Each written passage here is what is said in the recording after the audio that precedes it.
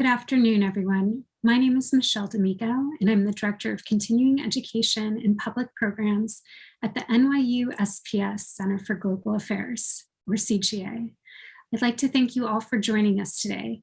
You will hear from our esteemed panel shortly, but I'd first like to provide a quick introduction to who we are for those of you who are new to our community. Since its founding, our goal at CGA has been to prepare global citizens to make a positive impact in the world. We do this through a variety of activities, including our 2 graduate programs, one in global affairs, and a recently launched MS in global security, conflict, and cybercrime. We also offer a variety of professional and personal enrichment courses in the areas of global affairs and fundraising, and this includes several professional certificates. And of course, we host free public events such as this that expand upon the critical issues and timely topics that we cover in our courses. We've reserved some time at the end of today's event for questions from the audience. Please submit your questions via the Q&A tool. I'd also like to take this opportunity to thank the NYU DC Dialogue Salon Series for their partnership on this event. And now I'd like to turn this over to Isaac Stonefish, adjunct faculty member here at CGA. In addition to teaching, Isaac is CEO and founder of the firm Strategy Risks. He's also a contributing columnist at the Washington Post, a visiting scholar at the German Marshall Fund, and an on-air contributor to CBSN. And he's the author of a monthly column on China risk for Barron's. Isaac, the virtual floor is all yours. Thank you, NYU, for hosting what I think is going to be a lot of really interesting conversation around a topic that has become bigger and bigger in the US eyes. What is the situation with Beijing, what to do about it, and how will the US-China relationship look going forward? So I'm going to briefly introduce all of the panelists and then let them introduce themselves, and we'll kick off the conversation. So we have Carolyn Kissane, who is a professor at NYU and a leading expert on China and energy and the politics of energy, the geopolitics of energy. We have Kevin Chen, who's also involved with NYU and has a lot of really great, interesting things to say about China and markets and how to understand and untangle the US, China, Wall Street, love affair, hatred, all that good stuff. And then Earl Carr, who's the editor of the book. I should mention Carolyn and Kevin both contributed chapters to the book that is the sort of linchpin of this event. Earl Carr, who has really smart big picture things to say about China econ, China macro. So the panelists want to turn their cameras on, show us all to the participants here. And then I think we'll start with Carolyn. Carolyn, you want to give a little brief introduction about you and also some of the things that we should be paying attention to in the China energy space as we kick this conversation off. Well, thank you, Isaac. It is such a pleasure to be here, and I'm really delighted to be joined by my co-authors, Earl and Kevin. It's been a really fantastic project to be involved in, and Earl's leadership as an editor has just been second to none. So I just want to make sure he's aware of how much he's done to make this book come to be what it is. So I'm Carolyn Kissane. I'm the academic director at the Center for Global Affairs, and I oversee our Masters of Science in Global Affairs, as well as our Masters of Science in Global Security, Conflict, and Cybercrime. But most of the time, I'm teaching courses on energy, environment, resource security, geopolitics of energy, climate change and security, and thinking a lot about energy, and climate right now as we move into Conference of Parties number 26. And I think, all eyes are on the United States and China in terms of these are the 2 biggest emitters. So what are they coming to the table with? What are we going to see when COP26 ends on the 12th, 13th of November? So I've been looking at that, and I think it's really hard not to be looking at issues around energy security right now that are happening in China around shortages and how that's also how we need to be thinking about that in the context of COP26 and the deep challenges that all countries confront as they seek to move to decarbonize. So I'm excited to be here, excited for the conversation, and thanks so much. Thank you, Carolyn. And Kevin, let's go to you for a brief introduction, and then also maybe just tell us one thing that you feel like the chatter in classes get wrong about China's relationship with Wall Street. Sure. First, really appreciate this opportunity at NYU. I've been teaching at NYU for almost 10 years now, and yes, at CGA and global risk and fintech classes. And so on Wall Street, I've been running some healthcare investments, some spec company, which is probably the hottest thing going on Wall Street right now, and also in fintech investment. So I guess I look at things from macro perspective, but also from investors' perspective. Yeah, I think Isaac, what you're saying is completely right. I think the whole Wall Street has really misread a lot of things with between the U.S. and China, between the Chinese company listed in the U.S. and for the American companies invest in China. So there will be a lot of things for us to talk about, and I'm happy to share my humble personal opinion today. Thank you.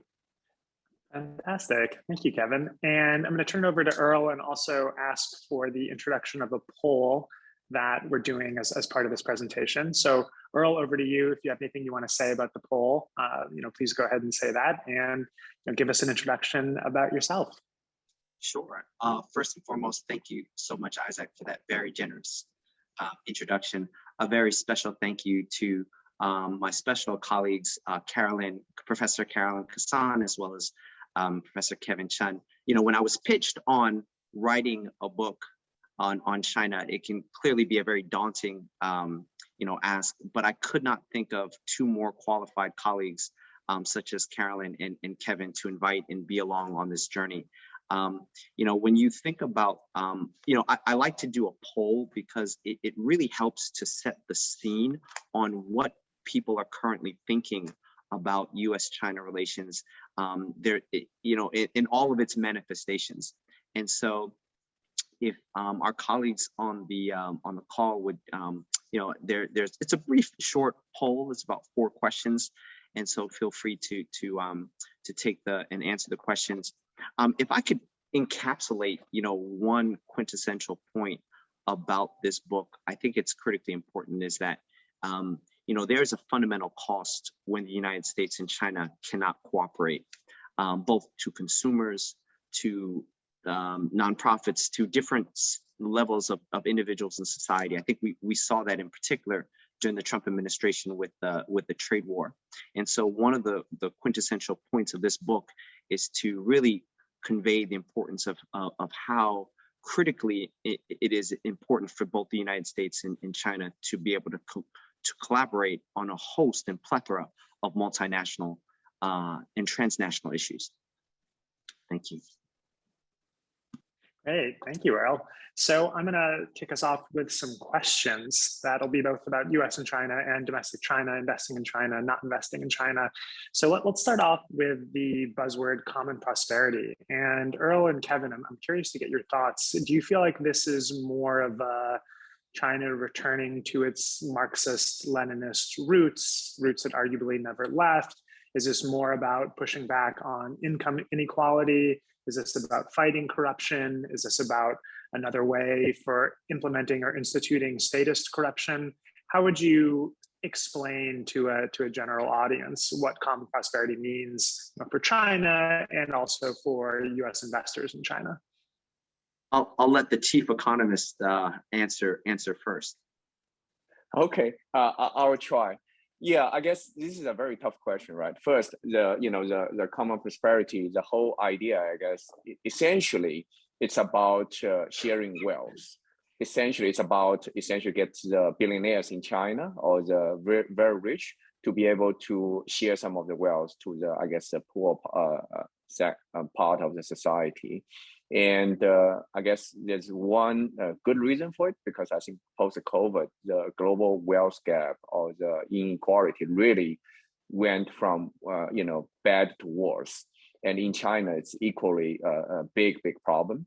So I can understand this. However, I think the way of doing, to be so aggressive in the sense of asking companies to donate billions of dollars directly to contribute to society and all those, it is very, very disruptive. So I can understand why, but I think there could be a better way of doing it. So, but on the other hand, I would say it's a theme, I would say, across the world, not only in China, but I would say the same thing in the US or in Europe, in every country. Right now, I think the inequality issue is a big issue. Sooner or later, every government would have to address it. How to help the most vulnerable part of the society, to help them to share a little bit more wealth or get a little bit more prosperity from the development from the growth of the economy. I think that's a question. It's a big question for China, but also it's a big question for every country now. Yeah. No, Thanks, Kevin. Great question, Isaac. And I would agree with everything that Kevin said. I'll take a slightly different approach. I mean, the fundamental notions of inequality in China's economic system has been around for decades. When I first went to China in 1998, one of the first things that I saw was that if you look at the tier 1 cities, Beijing, Shanghai, and you look at the tier 2, tier 3, now there are tier 4, tier 5 cities. There was stark inequality between both the rural and the city areas. And so this is something that China has been dealing with for decades. And how the Chinese government can effectively tackle that is with this notion in Chinese, we call it 共同富裕. So wealth, prosperity. And when you look at it, inherently, it's this notion of how do we redistribute wealth from companies or the wealthy to more to the government as well as individuals. And you saw this in particular with Alibaba and Jack Ma. Jack Ma ran afoul because in many ways, Alibaba became so powerful that the government felt that they needed to rein Alibaba in many ways, but more importantly, use that as an opportunity to redistribute wealth from companies like Alibaba to the party and the Chinese government, but also to ordinary citizens as well. I think another thing that also is important to focus on is this notion of a new tax that the Chinese government has recently proposed, in particular taxing companies. And there's been a lot of pushback from local and private companies with regards to this new tax. If you even to take the Evergreen situation is also very the whole debacle of 300 billion of debt in Evergreen, and being able to, what do we do about that debt? Do we just forgive that debt? Because the government has been very careful on how they're approaching the issue of Evergreen, because essentially you're creating a moral hazard if you're going to forgive all of the debt for Evergreen, because then what happens when the next company goes into that? Are you then going to bail them out? It's almost akin to what we saw with the anti-Wall Street momentum here in the United States, where when Lehman collapsed, ordinary citizens were like, all right, you bailed Lehman, you bailed, these large corporations, where's my bailout? And that's what 300 million, people here in the United States. Imagine what 1.4 billion people in China would think about in terms of bailout. So the issue of the Commonwealth prosperity and inequality is something that the Chinese government will be dealing with for decades.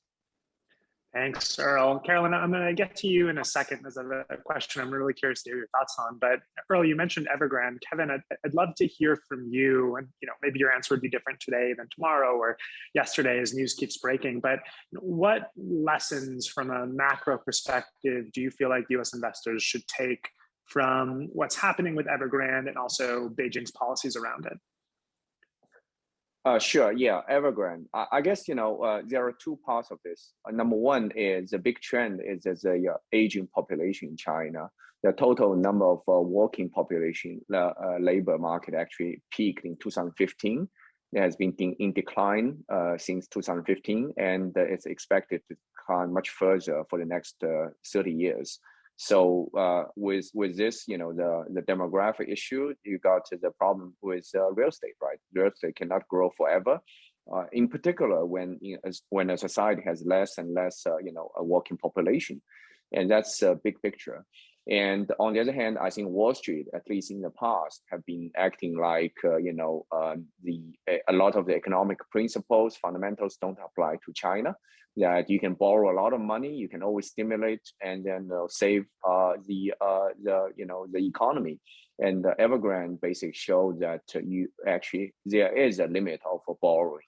when you achieve a huge debt to GDP ratio, when the companies borrow too much, ultimately you would face a lot of issues. And I think it's right now Evergreen, but it's not only Evergreen, it's a systematic issue with a lot of real estate companies in China who have been borrowing too much. And now they are finding out that the downside of over leverage.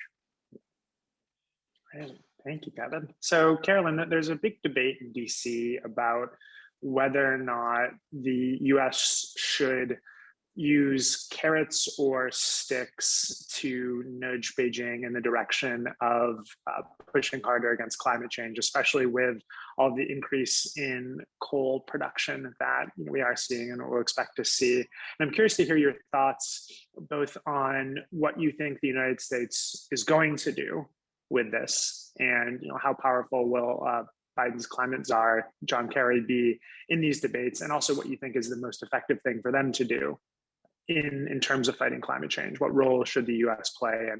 And is the US being more assertive or aggressive, more positive for global warming, or is being more conciliatory a better strategy? Isaac, that's a great question. Difficult to answer. There was a great Washington Post editorial piece on this exact subject yesterday, just sort of looking at, I think if you're John Kerry, you want to go in on a more cooperative footing, because recognizing how important China is in terms of addressing global climate change. Again, China is the largest emitter, right behind, and the United States is just behind China.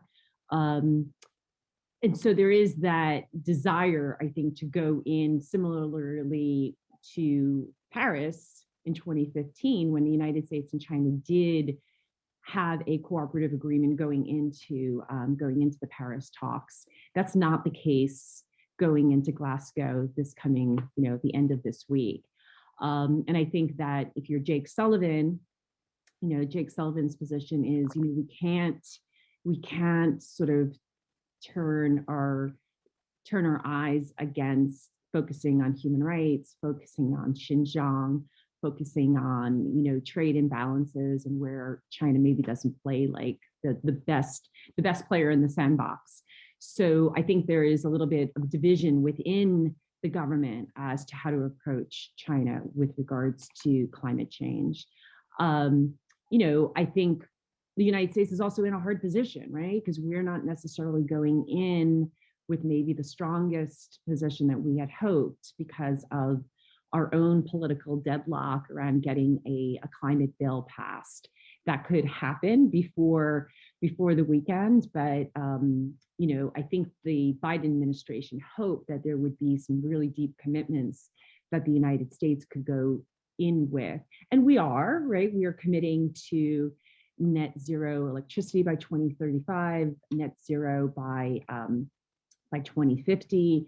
China came out with a really rather bold report yesterday, reaffirming its own commitment to net neutrality by 2060, making a commitment to 80% non-fossil energy by 2060, if you just look at the landscape right now, 62% of power generation in China comes from coal, 14% from hydropower, 10% from gas. There's still, renewable energy is still a very small percentage of China's power generation. So to get to this 80%, what that requires in terms of new build, nuclear new build, renewable energy new build, they have to basically go, 4 times what they're currently doing, and that's every year. So, I think, the way I've approached it is that, we're kind of going in on a more competitive footing, what I'm calling competitive climate statecraft. And I think that both the United States and China are sort of hoping to kind of take the lead around what each country is doing and kind of set that stage that there is global leadership at the top. But Xi Jinping will not be in Glasgow. Biden will be. But again, I do think that the current administration is struggling with its own financial commitments and how that's going to look moving forward. So I think it's going to be interesting. I think lots of people are sort of, looking at US and China and trying to figure out whether or not in the end there might be some kind of like big announcement that there is like greater cooperation between the two countries. But I would say that, both the United States and China have also made it clear that they don't want to give in to the other just around climate. Great. So question for all of the panelists. So some people think that one of the reasons Xi Jinping is not going to Glasgow is because he doesn't want to do any international travel while there's such a heated power struggle happening at the top of the party in the lead up to the 2022 potential power transfer away from Xi Jinping or potential solidification of Xi Jinping's power at that pivotal event. And I'm curious, one of the audience members asked about common prosperity and whether or not that's a reflection of the power struggle happening at the top of the party. And I'm wondering, how should we view the potential of a power struggle over the next year in the lead up to that fall 2022 Congress? And in what way should that affect the way we think about investing in China or US-China relations? I'm happy to start, and then Kevin, feel free to, and others. I mean, I think clearly there is a fundamental power struggle, and I would frame it in two different ways. I mean, there are people that are, stand for different voices and stand for different positions within China. And on one camp, you have voices who want to be more progressive. They want more reforms in China, both economically, politically, socially. At the other spectrum, you have another views of voices that want to, that adamantly do not want any changes on economic, political, or social reforms. And these two voices are clashing all the time. I mean, we see that in our own system as well. I think the issue with President Xi is that he's been able to amass a considerable amount of power. If you look at how he rose to power, it's very untypical in the sense that, I mean, he has a historical, if you look at his father was very entrenched with the Chinese Communist Party. He has very deep ties to the kind of founding fathers of the CCP in many different ways. But what Xi was able to do with the whole anti-corruption campaign was able to solidify power much quicker than I think most people, both inside or outside China, really imagined. And so I think the quintessential issue for me is, he knows at some point he has to kind of relinquish power, but who does he want to put in his kind of place that will continue the legacies and the policies that he has fundamentally implemented? Things like putting the Belt and Road Initiative and having that enshrined in the Constitution of China. So I think it's going to be very clear that whoever at some point that successor will be, he definitely wants to ensure that his legacy is secure. Great. Thanks, Earl. Anything from the other panelists on that? Sure. Yeah, happy to add a bit. Basically, I think the whole, common prosperity and all those ideas or policies really coming out of, I would say, the struggle from a lot of people in China. I mean, if you look at the saying in China, the three mountains on top of average citizens, right? What are the three mountains? Housing, and healthcare and education. People are complaining, you need to, the apartment price in Shanghai or in Beijing or in Shenzhen, it's around 30 to 50 times of your annual income, which is way, way, way ahead of most of the other countries. For a lot of people, you would not be able to afford to buy anything, right? Apartment. So the housing cost is too much. Education is the other mountain that basically, the parents are spending a fortune borrowing money, from very high interest rate, etc., to pay for the kids' extracurricular education, to basically hire private tutors and all those, so that they can get into a good school, good high school or good university. Another mountain, healthcare. People are, if you get a, big, medical issue, you pay a huge amount of cost. And these are the sufferings of people And that's why you see the result, which is, okay, this year all the for-profit education sector got wiped out. It's probably, I don't know, several $100 billion or $1 trillion market cap got wiped out.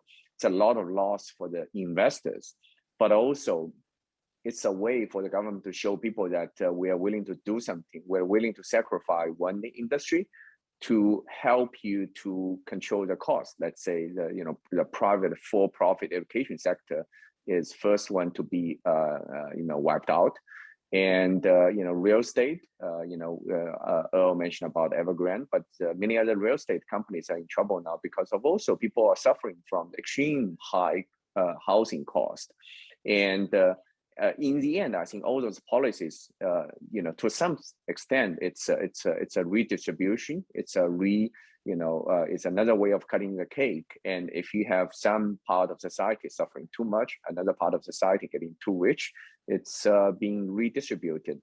However, good or bad, however, it might not be executed too smoothly. It might be a surprise. It might have caused a lot of, anxiety or cause of major loss for for a lot of investors globally, for a lot of those public traded company. But the purpose looks like to be the theme of how to share a bit more wealth, or how to reduce the cost or reduce the burden of the common citizen there, basically. Great. Thanks for that. Fascinating. So as we're debating some of the major issues in the US-China relationship, a really important one is Xinjiang, the region in northwest China where upwards of 1 million Muslims and others have been held in concentration camps, and which the US, I would argue, very accurately describes as a genocide.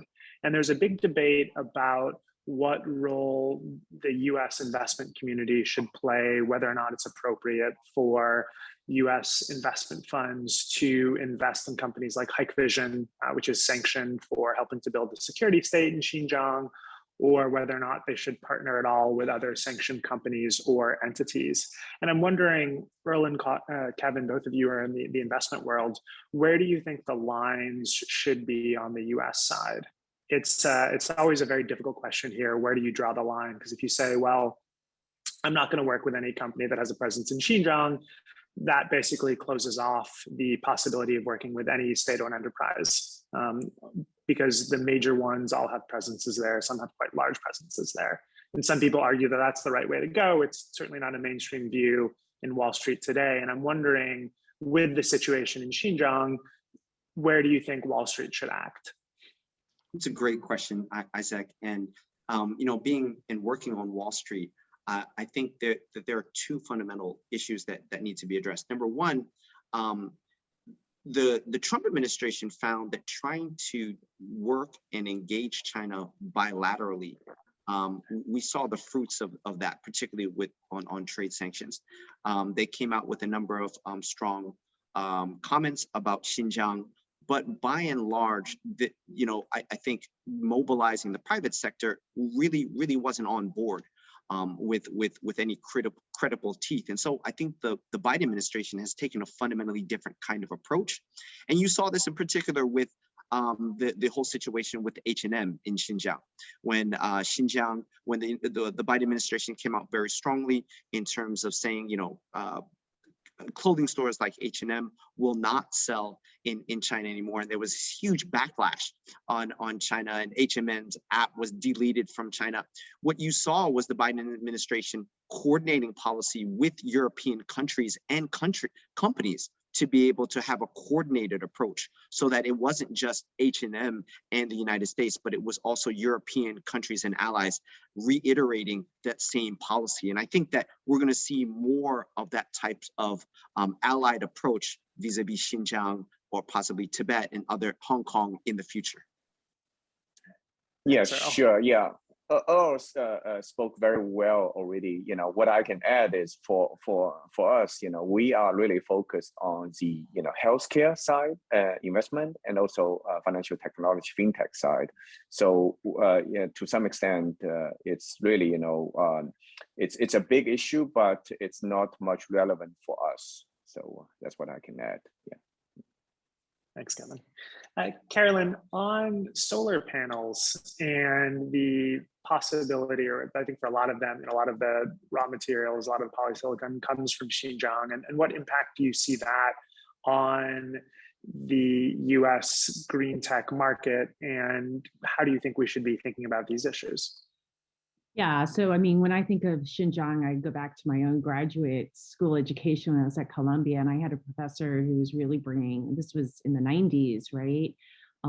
Already the human rights violations that were going on in Xinjiang against the Uyghurs, bringing it back to kind of a contemporary context around polysilicon, it is an issue. I mean, I think it's not just around polysilicon, it's around a lot of the critical inputs that go into what we categorize as green technologies, renewable energy technologies. So in Xinjiang, it's polysilicon, and how do we diversify that market so that we're not dependent on that coming from Xinjiang. But I think the United States developers, suppliers are thinking about that to consider alternatives to purchasing from those companies. Around critical resources, I do think it's also important to look at the role of China. The IEA in their most recent critical resources report, there's one slide which I think really tells the picture, because there's where resources are extracted, and then there's where they are processed. And China has a great monopoly on the processing of many of the critical minerals that we need for wind turbines, for batteries, for many of the technologies that we need and that we're using as part of decarbonization and the energy transition. So I think how we need to think about that, right, in terms of kind of diminishing some of China's power and control, because we have a similar issue when we're looking at much larger scale electrification that's happening around the world. These resources are they're the new oil, right? They're the new oil that we need for the transition. And rare earths, it clearly, China has over 90% of control over rare earths. So we haven't seen conflict over that, except for going back, I think, to 2011 between China and Japan, when China withheld rare earths from Japan. It was a relatively short duration dispute in over rare earths. But this harder reality around how much of the world's critical resources that China is responsible for processing, I think, is one that is gaining more traction, just in terms of understanding, like, where else can we find places to mine rare earths? Where else, if we're getting cobalt from the DRC, does that cobalt have to be processed back in China? Because that's pretty much the way it's happening right now. So, I think there are lots of really interesting questions here as we go deeper into the energy transition, and our reliance, our dependency on these mineral resources becomes ever more important. Isaac, if I could jump in real quick, I loved something that Carolyn said, particularly in the issue of energy and resources, and it ties in also with Xinjiang and something that we wrote in our book, which are, it's so important for the United States and China to be able to engage on these very difficult issues, where we're able to air, but in an open and transparent manner, address these issues. But what we note in the book, and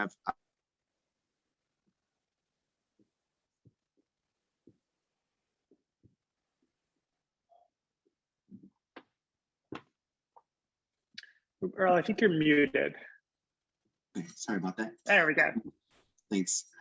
One of the important points that we mentioned in the book with respect to issues relating to Xinjiang and human rights is that, if we cannot agree on, where, origins of COVID came from, or issues in human rights, that should not preclude us trying to find common ground on other areas, such as clean energy technology, between the United States and China. looking to find common ground on areas of climate change. I mean, transnational issues such as transnational crime or other areas. I think that the United States and China, given the two largest economies in the world, given the different spheres of influence and the global implications that they impact, it necessitates that they be able to find common ground on other areas as well. So one question from the audience is on how do we reduce the risk of a war between the US and China over Taiwan? And is it something that the US and China find common ground on? Is it something that the US yields and lets China seize Taiwan, which they've been threatening to do for decades? Is it something that the US makes red lines very clear as the idea to deter Beijing from invading? Curious to hear people's thoughts on that. I'm happy to start, and then Carolyn and Kevin, feel free to jump in. I have the fortunate privilege of being able to have a mentor who was a 3-star general in the Air Force, and had the opportunity to introduce him to Carolyn Kissane in my class at NYU as well. And you know, whenever I go to Washington D.C., we go running together by the Martin Luther King Monument. And at some point during our run, I'll ask my dear friend, you know, what quintessential issue keeps you up at night as the key wargaming strategist for the Air Force? And he consistently tells me it's the issue of Taiwan. And so I think front and center, you know, being able to calibrate, coordinate, and ensure that there is no military conflict over the issue of Taiwan, or even a military conflict in the South China Sea, the notion this would be catastrophic for both the United States and China's economy. So that's first. Number two, I think it's really important that we create what we call it, what we note in the book, important codes of conduct, both in the South China Sea, as well as creating similar types of codes of conduct on how we engage with China over the issue of issues within the cross straits. I think it's really important that we have policy that is more predictable, that we have, we used to call it, I'll never forget being in Beijing when the, and you probably remember this, Isaac, when the Chinese embassy was bombed by the US in 1998. It was a very tumultuous time where people in the US were trying to call colleagues in China and no one was answering the phone. You know, there's supposed to be this special line that, you know, the president can kind of, you know, reach out and call someone in China, and that just didn't exist. That just didn't happen. And so I think it's so important as we think about how to better coordinate policy between the United States and China, that there should be these basic modes of communication where people at the highest levels of government can reach out and coordinate. And we saw some of that, you know, recently with the Joint Chief of Staff being able to speak to his counterpart in China, saying that, you know, if we're going to attack you, you know, I'm the first person, I'm going to call you and let you know that we're going to attack you. You know, why is that? It's because, you know, there's all these different theories and things percolating about what's going on in the U.S. government, and both China and the U.S. need some basic predictability and kind of, you know, understanding on issues that relate to politics, economics, and social infrastructure.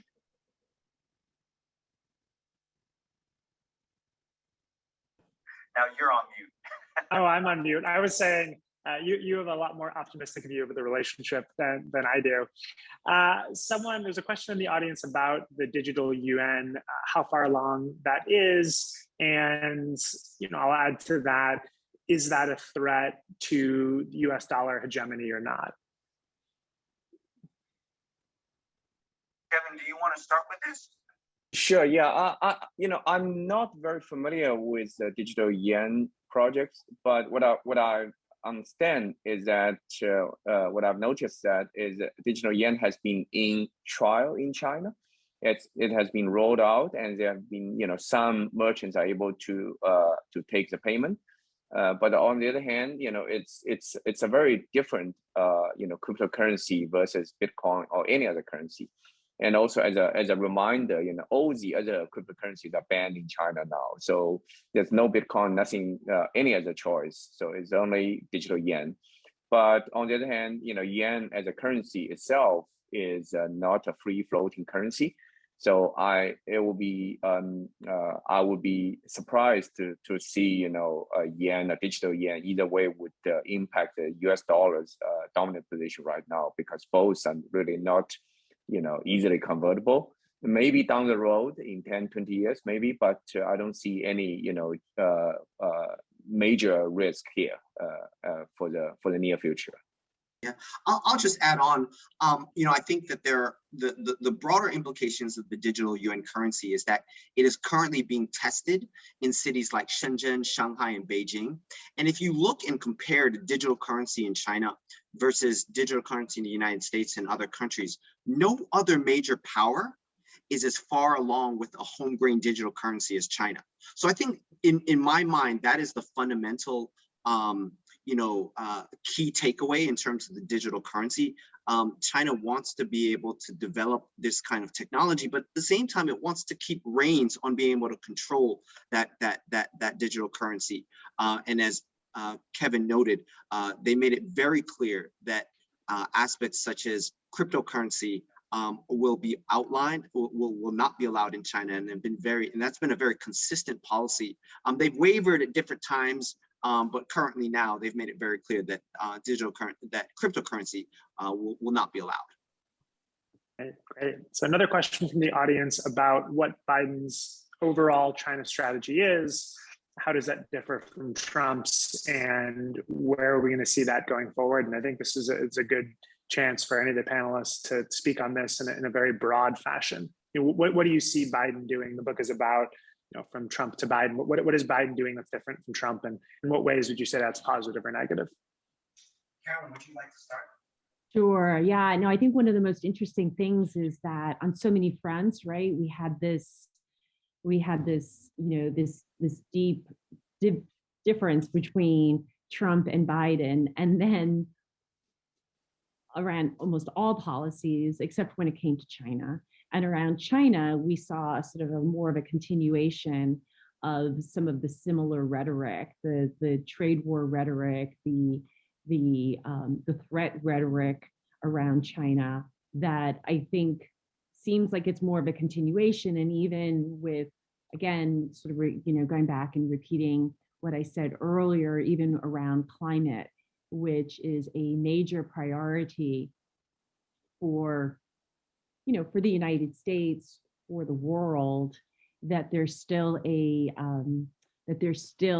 challenge to get to a cooperative place working with China on climate commitments. I think each country will make their own commitments, but how cooperative they'll be around those, I think, remains to be seen. So I think we're seeing the Biden administration. It's hard for them to move away from the Trump position. I see more of the same. Earl and Kevin may see something different, but that's been kind of the area where there's been probably the most similarity, whereas in most other areas, there's been clearly a shift, a significant pivot. That's a great point, Carolyn, and I would agree with you 100%. I think the interesting question is the why, right? Like, why are we seeing a continuity of Biden on a number of Trump policies? And I think the reason is because when Trump got elected, there was so much pressure on Biden to prove that he was not going to be a continuation of the Obama policies, that Biden had to come in and prove that he was not going to be weak on China. And you saw Secretary of State Anthony Blinken being tested, particularly as he testified in Congress for members of Congress, asking pointed questions about Xinjiang, about Hong Kong. And so as a result, the Biden administration had to take a fundamentally different kind of approach to be able to shore up that it essentially had teeth vis-a-vis China policy. And I see that's one of the, really, I mean, in many ways, I don't think Biden wanted to take that kind of direction, but it was kind of forced to in many different ways. Yeah. Sure, and for the financial market, in the book, I wrote a chapter about essentially the Chinese companies being publicly traded on the U.S. exchanges, in particular the NASDAQ and the New York Stock Exchange. So there have been about more than 500 Chinese companies traded on the U.S. exchanges. and many of them are extremely successful. I guess, Alibaba, etc., to name a few. In fact, I think some of them were probably the largest IPOs in history, of course, in the US too. And so for Biden versus Trump, I would say last year or the year before, the rhetoric from the Trump administration was very harsh toward the Chinese company traded on the US, but there haven't been really much, real change for those companies. They will continue to trading as usual. The difference, in fact, this year, I would really, the difference this year, I would say, really is the reaction from the regulator side in China. So a lot of the major companies who are trading on the U.S. exchange got into big political risk in China. Some of them, the business got completely shut down. You see the stock price declined 80%, 90%. Major wealth wipe out. So that's a big hit to those companies, and obviously it hurts the American shareholders. But that's actually something I would say probably due to the major, a lot of those, I would say, pressure from the U.S. from the Trump administration last year, the year before, now being almost implemented. The proactive change happening in China. Now it's being reflected back to the U.S. So I agree with what Carolyn and Earl mentioned earlier, that you don't see much change from the policy side from the U.S. However, it has been a lot of change for the companies traded on the American exchanges from China due to the consequences of those rhetoric last year. So it's an amazing dynamic that, I don't know what's going to happen, but looks like it's very different already this year versus last year to see those companies, the almost the stock, market capital wiped out. Yeah. Thank you. So there's a question from the audience which accuses the host, which is me, of bias on stating that there's a genocide in Xinjiang because Pompeo said it. Blinken and Biden have said it as well. And they asked, shouldn't NYU have a less biased host on a conversation as sensitive, as important as Xinjiang? And I think we know what I think about that question, but I think it raises some really interesting larger issues about how do we talk about these incredibly sensitive topics? And what are the implications for the US-China relationship because of that?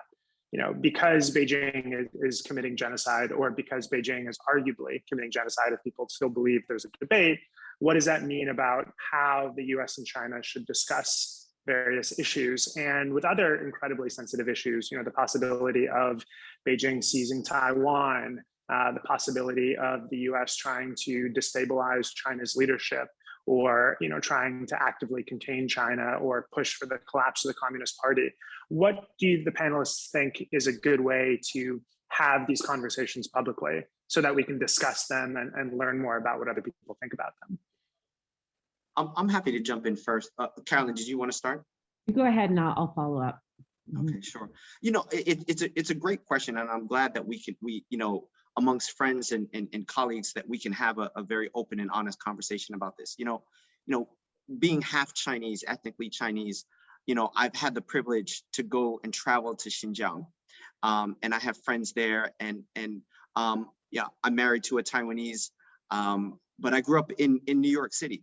And so I think when I think about this book, being able to have, and I mentioned this before, it's so important that if we want to make progress on these issues, we need to have very open, honest conversations where we disagree, from what perspectives are we coming from. But I think that you can have a good and credible discussion with someone without disrespecting someone or losing disrespect for someone. I think once you cross those lines of being able to not have a respectful conversation, I think you lose the overall focus on trying to find common ground. I think there's so many ways that the United States and China should be able to cooperate and try to find common ground on areas that we disagree with. But we won't be able to do that unless we have an open and honest conversation on a lot of these difficult conversations, on a lot of these difficult issues. Yeah, I would agree. I mean, this is also, this is an NYU hosted forum, right, where academic freedom is really an anchor at our university and across the US landscape, right? And not just in the United States. So I think it's important that we can engage in these types of conversations. We can ask hard questions, right? We don't all have to, we can agree to disagree.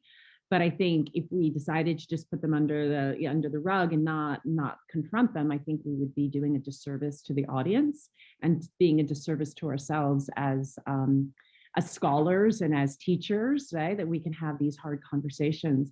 I think we're talking about US-China here. If we were just sort of having a conversation about, what's happened in China over the last 50 years, like there's so many amazing stories to tell, right? It's been a miraculous growth in terms of taking people out of poverty, right? There's a lot of things that we can focus on in terms of good, right? But if we're focusing on, these are some of the major issues confronting the United States and China today, that around Taiwan, Xinjiang, right? The trade, fairness around trade, what's happening around, the two biggest emitters. These are not necessarily going to be always questions that gather consensus, right? So I appreciate the opportunity to be asked those tough questions, right? And to have a moderator who's also comfortable being asking us those hard questions.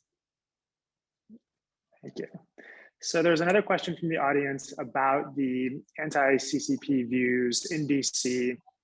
And because of how widespread those are across both parties of Congress, it's fascinating when you listen to Nancy Pelosi and Ted Cruz talk about China. They sound radically similar, which is surprising to be able to say about those two people. What areas are people the most optimistic about ability to improve the relations on? I think climate's the one that gets the most attention, but outside of climate, what areas are people optimistic in? Feel free to jump in. When I went to Washington, D.C. and met with a number of colleagues about our book, one of the things that I'm highly, highly passionate about is stronger cultural exchanges between the United States and China in particular. Study abroad, I had the privilege and honor to study abroad in Beijing, and it was one of the quintessential highlights of my college career. And I encourage my colleagues and friends in the United States. The people forget the vast majority of Americans still don't even have a passport. And so it's so important that we be able to, if we want to talk about China, being able to have that opportunity to go to another country, learn a different language, come out of your comfort zone. One of the first people who bought my book is my next door neighbor. She's about 70 years old. She grew up in the Midwest and she's never been to China. But we would meet in the elevator and we'd have some really great conversations about China and kind of what she's hearing in the media. And she said, Earl, I want to buy your book because I want to learn and have a more informed opinion before being swayed about what I'm hearing in the media. And I think that's the point of having conversations like this, and the point of having this book, so that we have a more informed discussion and have more respect for both the United States and China. And if I could just add, I think there's something really critical. I know there was a question in the poll about supply chains, right? I mean, between the United States and China, between the global economy, there's tremendous complex interdependence, right? This is kind of like an academic term, but this idea of this interdependence that we all confront, and that, China is a very important part of the global economy. And so to recognize those connections, like to connect the dots, I think we can find many areas of common purpose, right? So where we can cooperate is really important. And, I think we all, even as consumers, right, we're seeing some inflation in the goods that we have come to become very used to buying at relatively cheap prices. And so how we think about all these things, I think is also really important. Sure. Just to add those, oh, please go ahead, Kevin. Oh, sure, yeah.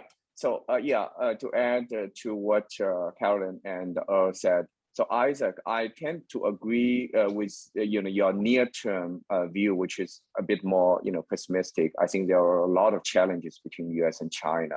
I'm not as optimistic as Earl toward the near term, toward the U.S. and China clearly. However, I see there are a lot of common grounds. A couple of areas I think there could be a lot more collaboration or cooperation. Clearly, one is education, right? We're at NYU, and you see almost every university in America has a lot of students from China, scholars from China. That's definitely an area that can be mutually beneficial. Healthcare, that's another area. America's healthcare system, medical technology, etc., are very, very good. A lot of those are being used to treat patients in China, and it would be really more beneficial going forward, for those medical healthcare area, collaboration. And I would say financial technology, anti-money laundering, and also these are the areas that definitely we can see more collaboration. And also, I think the American leadership, if I read a lot of historical books, the leaderships, the most successful leaders in America are the leaders. They don't try to get everything. They try to get something done.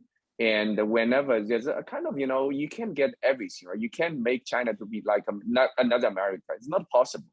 But in those negotiations, right, you try to get as much as you can, but achieve some kind of mutual beneficial give and take. And ultimately, I think would really, over the long term, would be good for everyone. Because China is an older civilization. People there, I think ultimately they're rational. So they will be, be more, I guess, working with the US if it's done in a very, let's say mutually, beneficial way. Yeah, including climate actions, I would say. In this part, I totally agree with Carolyn. Yeah. I agree. Hey, I'm curious, Isaac, are you going to share the results of the poll? Yes, I think we are going to do that as we're just running out of time. So we have a lot of concern with the future direction of US-China relations.